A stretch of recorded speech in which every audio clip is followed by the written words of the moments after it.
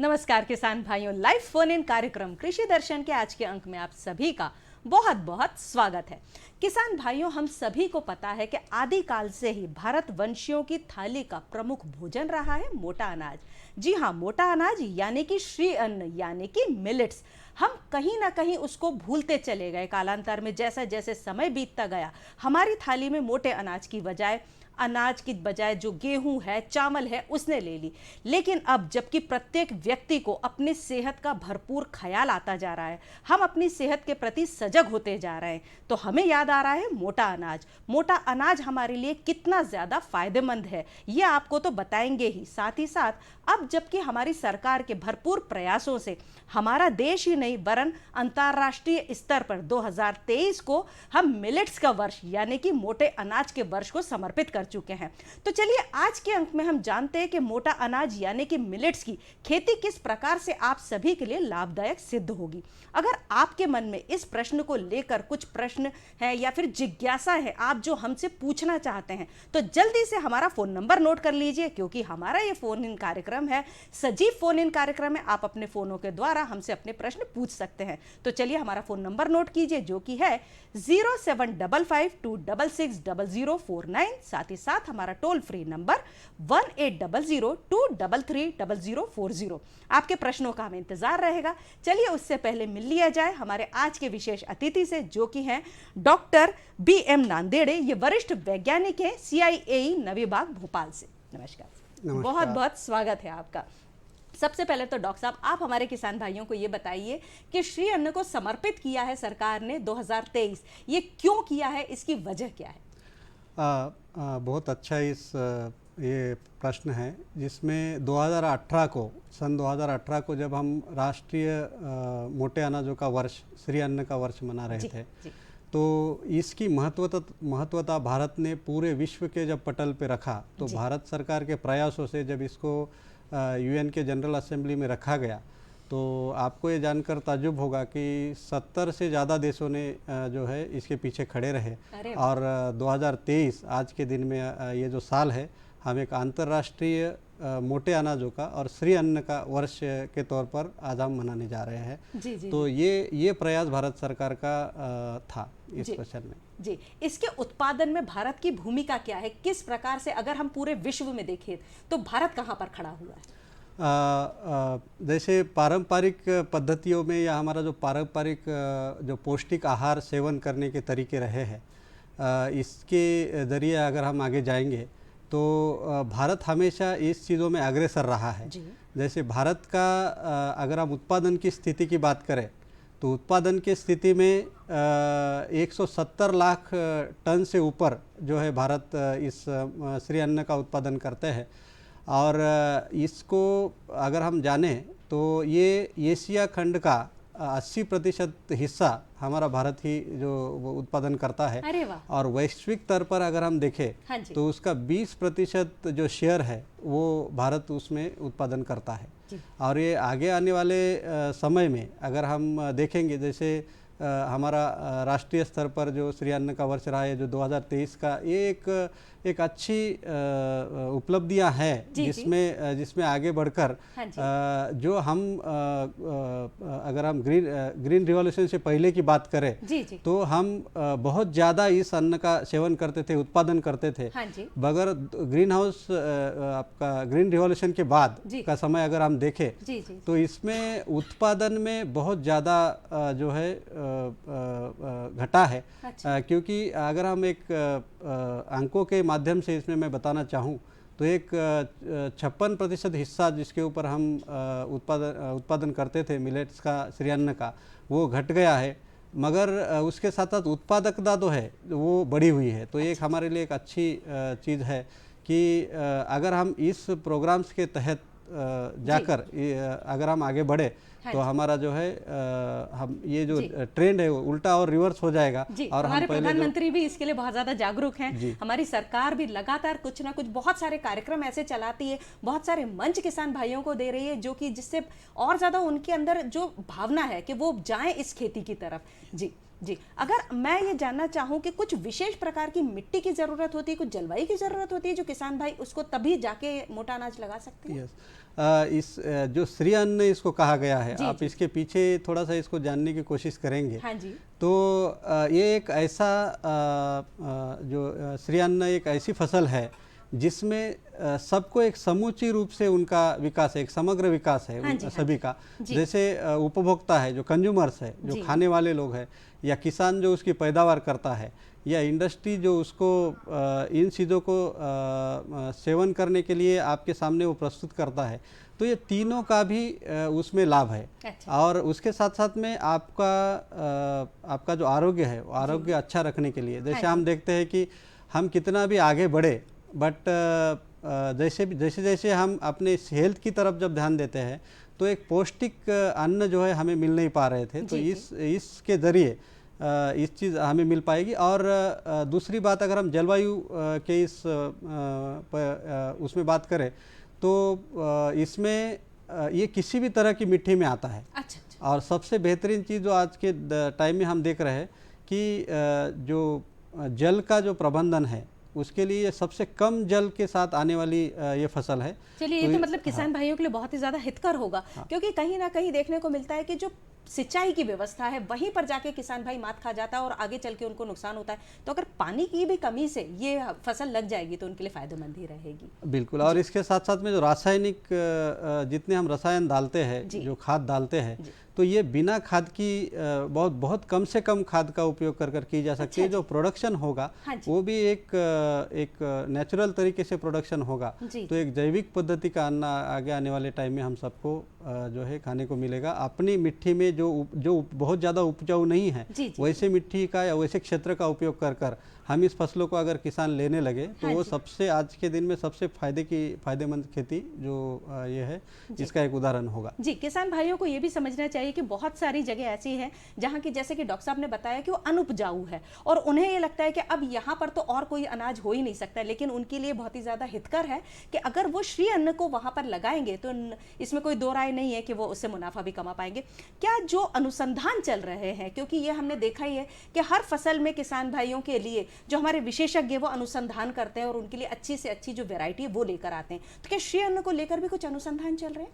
हाँ, जैसे भारतीय कृषि अनुसंधान परिषद के अंतर्गत हमारे जितने संस्थान आते हैं, उसमें हम इंजीनियरिंग की बात करें या क्रॉप प्रोडक्शन की बात करें, जी, जी, जी। तो इसमें तरह तरह के वैरायटीज़ को डेवलप किया जा रहा है। अच्छा। जैसे अगर हम अभी देखेंगे तो हमें जो श्री अन्न में 50 से ज़्यादा वैरायटीज़ बाजरा और ज्वार में हमको मिलती है। अच्छा जी। तो ये वैरायटीज़ जब और प्रोडक्शन बढ़ाने में हमें मदद करेगी। और इसके साथ साथ में जैसे 3 तरीके से हम इसको अडाप्ट करते चल रहे हैं। एक तो जैसे वैराइटल डेवलपमेंट है, जी। दूसरा मशीनीकरण का जो सबसे बड़ी दिक्कत है, उस मशीनीकरण को बढ़ावा देने का कार्य है। मशीनीकरण के बाद जो अनाज हमने उत्पादन किया, उसका प्रसंस्करण कैसे करें, और प्रसंस्करण करने के बाद जो उसके ट्रेनिंग कहाँ कैसे दे या उसका प्रमोशन कैसे करें, इसके ऊपर इसके ऊपर जो समूचे हमारा जो अनुसंधान परिषद है वो लगी हुई है। ये जो डॉक्टर साहब, ये जो आपके संस्थान द्वारा ही विकसित किए हुए यंत्र किसान भाई की स्क्रीन पर देख रहे हैं। हाँ जी, हाँ जी, इसका क्या नाम है, क्या काम करते हैं? ये हमने किसान जो मिलेट्स या श्री अन्न का जो पैदावार करने वाले जो किसान की स्थिति है, या वो बहुत छोटे छोटे खेतों में या बहुत गरीब किसान इसको उत्पादन करते हैं। तो उनको ध्यान में रखते हुए हमने छोटी छोटी कम दाम वाली मशीनें बनाई हैं, जिससे कि वो हर तरह का किसान इस टेक्नोलॉजी का, इस तकनीकी का जो है उपयोग ले सके। तो ये आप जो स्क्रीन पे देख रहे हैं, ये छोटा एक महिला भी इसको चला सकते हैं। ऐसे एक लाइन के देखने को भी अमूमन मिल ही रहा है कि आजकल मिल ही नहीं रहे हैं, हमें मजदूर नहीं मिल रहे हैं। किसानों के अंदर बहुत ज्यादा जो खेती किसानी है उसमें मजदूरी बहुत ही ज्यादा एक खर्चीला काम हो चुका है। तो अच्छा है आपके ये जो है छोटे छोटे जो यंत्र है, तो किसान भाई खुद ही घर की, जैसे आपने बोला कि महिला भी इसको प्रयोग में ला सकती हैं, तो पैसे की भी बचत होगी, समय की भी बचत होगी। हाँ, और इसका सबसे मशीनीकरण का सबसे बड़ा जो फायदा है कि ये कम समय में हमें ज़्यादा काम करके देता है। और एक सही तरीके से बुआई अगर होगी, जो कि महत्वपूर्ण कार्य है, तो आपकी सारी फसल उतनी ही अच्छी आगे आएगी। तो जितना हेल्दी हम फसल बुआई करेंगे, उतना ही जो उसका पौधा है वो हेल्दी आएगा, तो हमें प्रोडक्शन सबसे बेहतर मिलने का इसमें बेनिफिट होगा। अच्छा। और दूसरी चीज़ की मशीनीकरण से एक सही दूरी पर और सही गहराई पर जब बीज बुआई किया जाता है तो उससे जो न्यूट्रिएंट्स जो अवेलेबल है सॉइल में, तो मिट्टी में जो न्यूट्रिएंट्स है, पौष्टिकता जो अवेलेबल है, उसको वो सही तरीके से ले पाते हैं और हमें कम आपका बीज का उपयोग कर कर ज़्यादा से ज़्यादा उत्पादन देने में ये कारगर रहते हैं। हाँ जी, हाँ जी। किसान भाई अगर ये जानना चाहें कि कौन सा विशेष समय है जबकि वो अपने खेतों में श्री अन्न को बुवाई कर सकते हैं? इसको अगर आप देखेंगे तो ये दोनों सीज़न में इसको ये श्री अन्न को पैदावार किया जा सकता है, जिसमें ये आपका एक खरीफ सीज़न भी है, रबी सीज़न में भी इसको किया जा सकता है।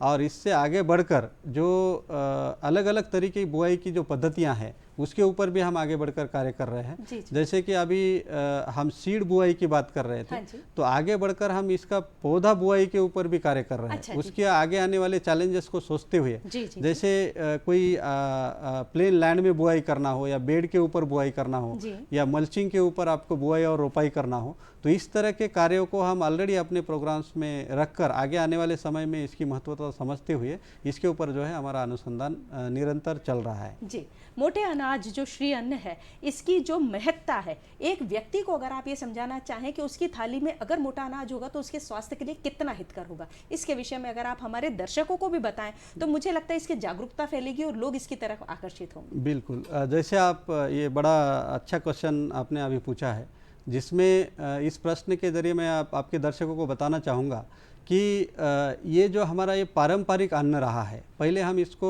बहुत लिया करते थे। जैसे हमारे दादा परदादा के टाइम में हम बहुत ज़्यादा इसका सेवन किया करते थे, बट जैसे गेहूं और राइस का उत्पादन होने के बाद हम इसको भूलते गए थे। तो एकदम से तो सारा शिफ्ट चेंज करना मुश्किल होता है, बट अभी सबसे बड़ी दिक्कत है कि अवेयरनेस, जो अगर हम इसको अवेयरनेस क्रिएट कर पाएंगे तो उस अवेयरनेस के जरिए मैं तो आपके दर्शकों को बताना चाहूँगा कि आप जैसे एक वीक में कुछ इसको इंट्रोड्यूस कर सकते हैं आपके अन्न में, हर डे में कुछ कर सकते हैं, और आने वाले टाइम में अगर आप महीने में या साल में अगर इसको कम करते हुए हम जा सकते हैं। जैसे आपको मैं ये बताते हुए मैं आपको बताना चाहूँगा कि जैसे श्री अन्न का 2018 से पहले हमारे सेवन में जो मंथली इसका जो सेवन था वो 2 से 3 किलो हुआ करता था, बट वो बढ़कर अब उसके 10 गुना ज़्यादा हो गया है इस अवेयरनेस की वजह से। और उसकी महत्वता तो इतनी ज़्यादा है कि इसको श्री अन्न जब कहा गया है तो ये इसमें हर तरीके के, जैसे न्यूट्री सीरियल्स भी इसको कहा जाता है। तो आपको इसमें जो आपके बॉडी के लिए ज़रूरी जितने न्यूट्रिएंट्स है, इसका सेवन करने से आपके जो मैग्नीज है, जो खनिज टाइप के जो माइक्रोन्यूट्रिएंट्स है, उस तरह का बड़ी चीप सोर्सेस है ये, मतलब बड़े सस्ते स्रोत है ये, जिसका हमें बहुत कम पैसा खर्चा करके ज़्यादा से ज़्यादा अपना न्यूट्रिशन जो है बॉडी के लिए लिया जा सकता है। इस तरह का ये लेकर ये जैसे आप देखेंगे जैसे हाई ब्लड। सब मैं आपको रोकना चाहूंगी, हमारी चर्चा जारी रहेगी। किसान भाइयों, आप कहीं मत जाइएगा, अभी हम रुकते हैं एक छोटे से ब्रेक के लिए। क्या सुनाना चाहते हो? जो सुनाओ मेरी सौतन को। किसको? अरे वही तुम्हारा मोबाइल फोन जिससे सुबह शाम दिन रात चिपके रहते थे और कहते थे किसान कॉल सेंटर से बातें हो रही हैं। अच्छा, ये बात है। हाँ, क्यों, क्या हुआ? अब बात नहीं होती क्या? अब तो झट से बात हो जाती है। संबंधी समस्याओं का अपनी भाषा में तुरंत हल पाने के लिए पूरे भारत में किसी भी फोन से हेल्पलाइन नंबर पर संपर्क करें। किसानों का दोस्त किसान कॉल सेंटर।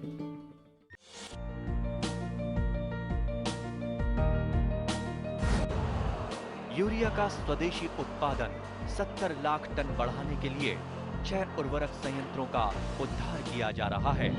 FCIL के गोरखपुर, सिंदरी, तलचर और रामागुंडम संयंत्र, HFCL की बरौनी इकाई और BVFCL की नामरू फोर्थ। सोने पर सुहागा ये है कि देश में अब बनेगा सिर्फ नीम लेपित यूरिया, क्योंकि इससे होगा किसानों का फायदा ही फायदा।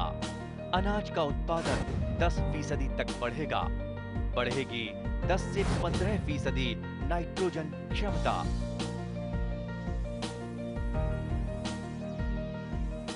किसान भाइयों, ब्रेक के बाद आपका एक बार फिर से बहुत बहुत स्वागत है। आज के अंक में हम चर्चा कर रहे हैं कि श्री अंग की जो है वो लाभदायक खेती हमारे किसान भाई किस प्रकार से करें। और इस चर्चा को करने के लिए हमारे साथ हमारे स्टूडियो में जुड़े हुए हैं हमारे विशेष अतिथि जो कि डॉक्टर BM नांदेड़े साहब। नांदेड़े साहब, आप हमारे किसान भाइयों को बताइए कि जैसे कि हमने बात की मशीनीकरण की और आपने बताया कि आपकी जो संस्था उसने बहुत छोटे छोटे से जो ऐसे एक हस्तचलित बनाए हुए हैं मशीन, जो कि किसान भाई भी लगा सकते हैं या फिर उनकी जो घर में जो महिलाएं हैं वो भी चला सकती हैं। लेकिन क्या बैलों के द्वारा या फिर ट्रैक्टर में भी लग सकते हैं ऐसे कुछ यंत्र जिससे कि बड़ी जगह पर वो काम कर सकें? बिल्कुल, जैसे मैंने आपको बताया कि जैसे छोटे किसान को ध्यान में रखते हुए जब हम किसी भी तकनीकी के ऊपर कार्य करते हैं तो तकनीकी के ऊपर जब वैज्ञानिक तरीके से जब कार्य होते हैं तो हम चाहते हैं कि वो हर वर्ग का किसान उसका उपयोग करे। तो हमने इसको, जैसे आपने देखा, हस्तचलित या मानव चलित, जैसे हमने एक जो औजार बनाए हैं तो उस तरह बैल से चलने वाले भी औजार है जी, स्क्रीन पर भी देख रहे हैं हमारे इसके साथ साथ में बैल के साथ साथ में उस ट्रैक्टर से चलने वाले भी औजार हमने बनाए हैं ताकि कोई भी इस तकनीकी से दूर नहीं रह पाए, किसी भी स्तर का किसान हो, जिनकी उपलब्धता जैसी होगी वो उसको उस तरीके से प्रयोग में ला सकते हैं, उस तरीके से प्रयोग में ला सकते हैं। जी। तो ये इस तरह की मशीनें बनाकर हम हर वर्ग तक जो है इसको पहुंचा रहे हैं अलग अलग माध्यम से। हाँ जी, हाँ जी। डॉक्टर साहब, जो अगर कटाई किसान भाई करते हैं, बहुत बार ये देखने को मिलता है क्योंकि श्री अन्न जो है बहुत कुछ ऐसे होते हैं बहुत ही महीन होते हैं, जैसे कोदो है, कुटकी है, तो कटाई में कुछ विशेष ज़रूरत उनको होती है कि जो सावधानियां बरतें या फिर उसको किस प्रकार से काटें कि उनको पूरा पूरा जो अनाज है वो ज़मीन पर ना गिर के उनके पास आए। बिल्कुल, जैसे कटाई के बारे में अगर मैं आपको बताना चाहूँ तो कटाई के क्षेत्र में हर तरह का मशीनीकरण हम लोग कर चुके हैं, जिसमें आपने हाथ से हसिया से लेके कटाई, एक इम्प्रूव्ड हसिया भी हमारे संस्था ने बनाया है। इस तरह से अगर कमर्शियली जो मशीनें अवेलेबल जो कंपनीज बनाती है उसमें जैसे वर्टिकल कन्वेयर रिपर्स हुए जो हम लोग पहले बना चुके हैं और इंडस्ट्री को भी ट्रांसफ़र कर चुके हैं, रिपर बाइंडर्स हुए, ट्रैक्टर से चलने वाली मशीनें हुई, सेल्फ प्रोपेल्ड मशीनें हुई, तो ये सारी तकनीकियाँ किसानों के उस थाली में उपलब्ध है। अगर वो इसके बारे में जानेंगे तो आप देखेंगे कि जो धूप में बैठकर हम घंटों लगा रहे हैं इस फसल को कटाई के लिए, वो ऐसे उपकरण अपने पास उपलब्ध है, मार्केट में भी उपलब्ध है, जैसे कि 1 घंटे के अंदर आपका 1 एकड़ खेती जो है वो काट कर बांध कर आपको वहाँ पर वो रख देगा। तो इसके कटाई के साथ साथ में जैसे उसका प्रबंधन की अगर हम बात करें, जैसे कटाई के बाद उसका जो कचरा निकलता है तो उसके लिए भी बहुत सारे बेलर्स है या आपके बेल बनाने के या उसके अलग से एक पैलेट्स बनाने के मशीनें जो है वो उपलब्ध है। तो कोई भी जो प्रोडक्शन में जो हम जो श्री अन्न का जो धान निकले उसके बाद में उसका जितना भी कचरा बचता है उसके प्रबंधन की भी सारी तकनीकियाँ जो है हमारे संस्थान ने उसके ऊपर अलग अलग तरीके से कार्य किया है, जिसको हम एक इन सितु और एक्स सितु मैनेजमेंट बोलते हैं, जिसको खेत में ही उस कचरे को रखकर भी आप उसका उपयोग बढ़ा सकते हैं, ज़मीन की जो है जो उसको स्वस्थ बना सकते हैं और उसको बाहर निकाल कर भी अलग अलग तरीके के प्रोडक्ट बनाकर इंडस्ट्री को एज अ फ्यूल दे सकते हैं या आप हमें जैसे घर में कहीं पर उसको एज अ फ्यूल यूज कर सकते हैं। इस तरह के पूरे मशीनीकरण की व्यवस्था प्रबंधन के क्षेत्र में भी हम लोगों ने कर चुके हैं। जी, ये तो बहुत ही अच्छी बात है। डॉक्टर साहब, जैसे कि हम लोगों को समझा भी रहे हैं कि श्री अन्न उनके स्वास्थ्य के लिए कितना ज़्यादा हितकर है, लेकिन कई बार देखने को ऐसे मिलता है कि कैसे खाएं, स्वाद में कैसा लगेगा, तो इसकी प्रोसेसिंग करके, जैसे कि आपने हमसे चर्चा में भी बताया था कि प्रोसेसिंग करके जब इसके कुछ अन्य पदार्थ बनाए जाते हैं तो वो बहुत ज़्यादा एक अट्रैक्टिव प्रोडक्शन हो जाता है कि वो बेचने में भी आसानी हो जाता है, उसे दुगना मूल्य भी मिल जाता है और जो सेवन कर रहा है उसे भी मज़ा आता है। तो प्रोसेसिंग की प्रोसेस इसके मतलब किस प्रकार से किया जाता है प्रोसेसिंग? जैसे श्री अन्न में आप देखेंगे कि ज्वार है, बाजरा है या कोदो है, कुटकी है, सावा है, रागी है, कुट्टू है, तो इनकी सारी प्रोसेसिंग की तकनीकें जो मशीनीकरण के माध्यम में आप बोलेंगे, जैसे उसके फ्लेक्स बनाने की मशीन हो या उसका आटा बनाने की मशीन हो या उसके साथ में कोई नूडल्स बनाने की मशीन हो या उसके कोई जैसे कोई रसगुल्ला बनाने की मशीन हो, तो इस तरह का जो अलग अलग प्रोडक्ट, जैसे कि कंज्यूमर क्या चाहता है, जैसे या क्या वो कोई ब्रेड के फॉर्म में चाहता है, क्या ब्रेड खाना चाहता है क्या, या चॉकलेट खाना चाहता है क्या, न्यूट्री बार खाना चाहता है क्या, तो इसको ध्यान में रखते, जैसे बिस्कुट्स खाना चाहता है क्या, तो ये न्यूट्रिशियस जो चीज़ें है, अगर हम ये सारे प्रोडक्ट्स हम लोग डेवलप कर चुके हैं तो इसके माध्यम से हम जो रोज़ाना सेवन करते हैं बाकी अन्नों का, उसके साथ में एक एडेड, एक वैल्यू एडेड जो चीज़ें ये ऑलरेडी संस्थान भी बना चुका है, और बहुत सारे एनजीओ या हमारा जो भारतीय कृषि अनुसंधान परिषद के अंदर जो मिलेट रिसर्च के ऊपर जो संस्थान है, हाँ जी। उन्होंने भी बहुत सारे इस तरह के प्रोडक्ट डेवलपमेंट के ऊपर कार्य जी, किया है। बच्चों के लिए भी मुझे लगता है कि उन्हें थोड़ा सा लुभाने के लिए एक बहुत ही अच्छी चीज़ है कि अगर आप उनको ये, जैसे आपने बताया कि बिस्किट्स हैं या नूडल्स हैं, तो बच्चे भी इसकी तरफ आकर्षित होगा। और हमें जैसे पता है कि डिंडोरी है, तो वहाँ पर जैसे मंडला है, बहुत एक समूह में किसान भाई इसको लगाते हैं, तो मुझे लगता है कि उनके लिए भी हितकारी होता है। बिल्कुल, ये जैसे मैंने कहा कि ये ज़्यादातर करके आदिवासी जो किसान है उनको वो ये उगाते हैं। जी। और मैं तो कहता हूँ कि ये उनके लिए एक अब सुनहरा जो है ये टाइम है। स्क्रीन पर देख रहे हैं हमारे यस, किसान यस, भाई कि जी। ये सही टाइम पर उन लोगों को भी एक सम्मान है इस तरह का दिया जा रहा है भारत जी। सरकार के द्वारा, जी। कि जो लोग एकदम नीचे स्तर पर रहकर खेती कर उसका उत्पादन करते हैं, जी। उनको आज उसके लिए जो हमारे संस्थान जो प्रयास कर रहे हैं, एनजीओज प्रयास कर रहे हैं कि कैसे इस अन्न को एक वैश्विक स्तर पर उसकी महत्वता दिखाई जाए, और वैश्विक स्तर पर इसको प्रोडक्शन के लिए एक सप्लाई का चेन बनाकर आज आप देखते होंगे, आप जहाँ भी एग्जीबिशन में जाइए, जहाँ भी कहीं रेस्टोरेंट्स में जाइए, कैफेज में जाइए, तो इस श्री अन्न के ऊपर अलग अलग से जो है अलग अलग से पदार्थ बन रहे हैं, और उसको एज अ सुपर फूड आप उसको कह सकते हैं, उस तरह से उसको पेश किया जा रहा है। और ये सही मायने में सुपर फूड्स है कि आपको सबसे कम दाम खर्चा कर एक चीप सोर्स हम कहते हैं जिसको न्यूट्रिएंट्स का, ये है। जी जी जी। भारत सरकार जो है श्री अन्न को उगाने के लिए, उसको वैश्विक स्तर पर लाने के लिए कौन कौन से प्रयास कर रही है? इसमें जैसे भारत सरकार के तो बहुत सारे कार्यक्रम चल रहे हैं, जिसमें आपने देखा होगा कि अभी कुछ दिन पहले, एक वीक पहले हमारा एक ग्लोबल कॉन्फ्रेंस मैं हुआ। आपको रोकना चाहूंगी, हमारे साथ हमारे कॉलर जुड़ चुके हैं, रामलाल जी कुरावर से। नमस्कार, स्वागत है आपका, पूछिए आप अपना प्रश्न। जी, उनका फोन कट हो गया है। डॉक्टर साहब, हम पुनः अपने प्रश्न पर आ जाते हैं। हाँ, तो जैसे आपने देखा होगा अभी जो मिलेट्स के ऊपर जो ग्लोबल कॉन्फ्रेंस हुआ है, श्री अन्न जिसको हम ग्लोबल कॉन्फ्रेंस कहते हैं, उसके अंतर्गत आपने जैसे देखा होगा कि भारत ही नहीं, बहुत सारे देश, उनके एग्रीकल्चर मिनिस्टर्स यहाँ पर आए थे। उन्होंने देखा कि कैसे उसमें एक भाग ले रहे, रुचि ले रहे हैं कि कैसे इस चीज़ को बढ़ावा दिया जाए।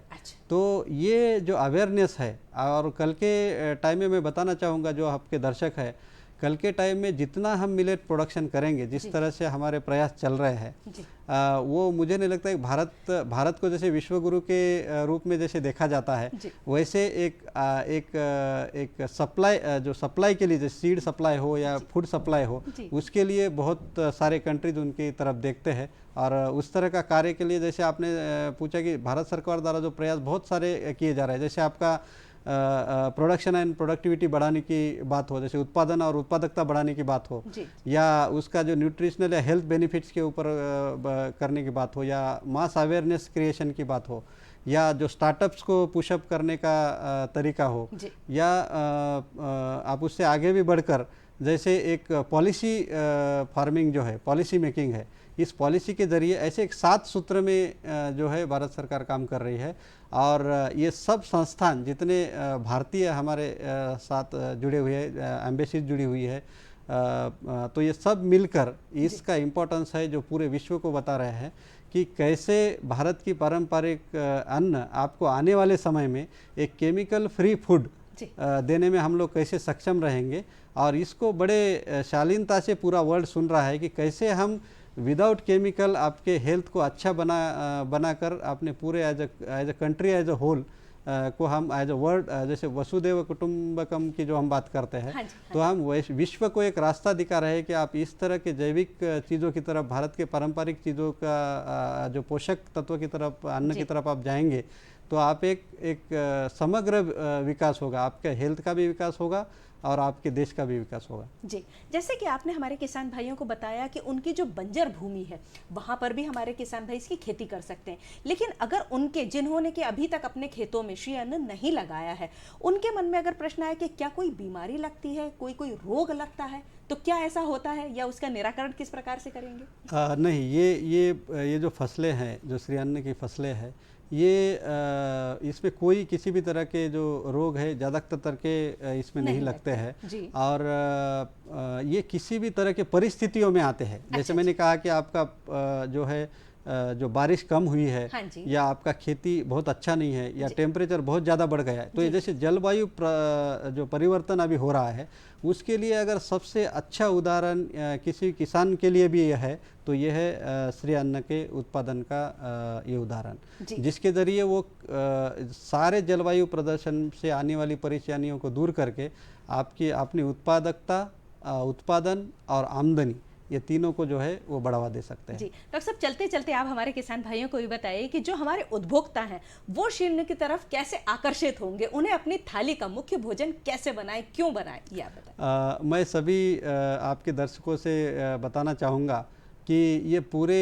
समूचे विश्व ने जब इसको माना है तो हम भी, हमारा हर एक का ये कर्तव्य है कि हम कम से कम अपने रोज के थाली में नहीं तो एक वीक के थाली में कम से कम ये ऐसे श्री अन्न का उपयोग करें। हालांकि कुछ राज्यों में इसको ऑलरेडी एक रेगुलर तौर पे लिया ही जाता है, बट जिन राज्यों में इसको नहीं लिया जाता है तो वो पूरे लोग इसको किसी खीर के रूप में, किसी रोटी के रूप में, किसी ब्रेड के रूप में, किसी न्यूट्री बार के रूप में, या किसी इसमें किसी उस थाली में किसी ऐसा पदार्थ के रूप में अगर आप, या जैसे चावल की जगह पर हम कोदो कुटकी उपयोग में ला सकते हैं, कोदो कुटकी के लड्डू, हम बहुत कुछ सुना हुआ है अभी। तो ये सब अगर किसान भाई अपनी थाली में लेकर आएंगे तो कोई दो राय नहीं है कि वो इस जो न्यूट्रिएंट्स है, जो भरपूर जो न्यूट्रिएंट्स है, वो कम लागत में उनकी थाली में आ सकते हैं और हम इसको बढ़ावा दे सकते हैं। जी जी जी किसान भाइयों, आपने तो ये जाना ही कि किस प्रकार से श्री अन्न हमारी थाली के लिए महत्वपूर्ण है, और हमारे जो डॉक्टर साहब आए हुए हैं इन्होंने बताया कि किस प्रकार से नवी बाइक CIAE आपके लिए काम कर रहा है। छोटे छोटे यंत्रों से लेकर बैलगाड़ी में लगने वाले यंत्र, जो ट्रैक्टर ट्रॉली है उसमें लगने वाले यंत्र आपके लिए बनाए हुए हैं, जिससे कि आप अपने खेतों में श्री अन्न लगाएं और अपने साथ साथ देश का भी उद्धार करें। आप आए हमारे स्टूडियो में और उसके लिए बहुत बहुत धन्यवाद सर। नमस्कार। नमस्कार किसान भाइयों, अगर आप हमारा आज का ये अंक देखना भूल गए हो तो कल सुबह 7:30 पर पुनः प्रसारण आप देख सकते हैं। अगले अंक में फिर होगी मुलाकात कुछ अन्य कृषि संबंधित जानकारियों के साथ। तब तक के लिए हमें आज्ञा दीजिए। नमस्कार।